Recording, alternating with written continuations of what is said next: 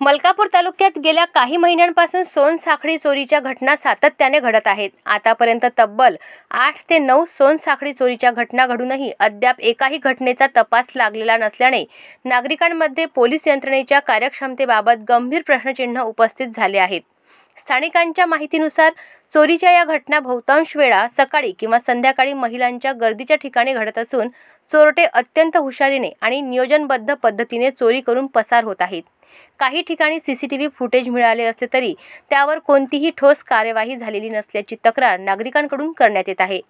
दरम्यान नागरिकांमध्ये भीतीचे वातावरण निर्माण झाले असून महिलांना एकट्याने बाहेर पडताना असुरक्षित वाटू लागले आहे।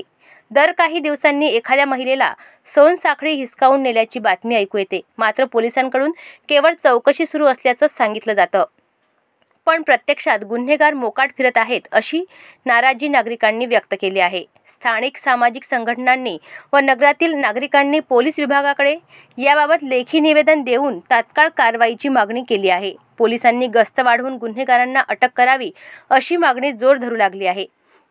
पोलीस यंत्रणेची निष्क्रियता व तपासातील ढिलाईमुळे चोरांच्या मनात धाक राहिलेला नाही अशी भावना नागरिकांमध्ये व्यक्त केली जात आहे। मलकापूर पोलिसांनी आता तरी सजग होऊन या चोरीच्या साखळीला आळा घालावा अशी अपेक्षा नागरिकांकडून व्यक्त केली जात आहे।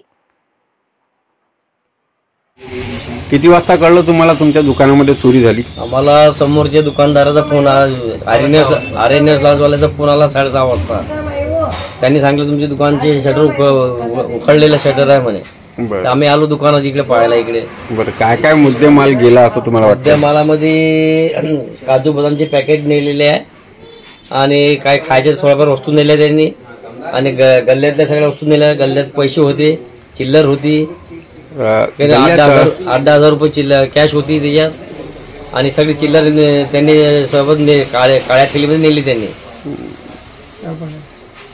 बरं, या ठिकाणी आता म्हणजे किती वाजताची घटना असं वाटतं? कॅमेऱ्यामध्ये दिसून राहिलं 4:25 घटना आहे। बरं, किती लोक दिसले त्याच्यामध्ये? अंदर एकच आला, बाहेर 2 जण होते, अंदर एकच आला फक्त। बरं, या अगोदर काही संशय वगैरे तुम्हाला की कोणी असं आलं पाहिजे असं काय लक्षात येत नाही? कारण दिवसभर गिऱ्हाईक चालू असते इथं आमच्यासाठी, असं काय लक्षात येत नाही की कोण येऊ शकतं कोण जाऊ शकते यात। म्हणजे फक्त काजू बदामवर डल्ला मारलेला दिसून राहिला याच्यामध्ये आणि काहीतरी तुमच्या 10,000 रुपयापर्यंत अशी रोख रक्कम गेली। रोख रक्कम चिल्लर 8-10 चिल्लर होती त्याच्यात।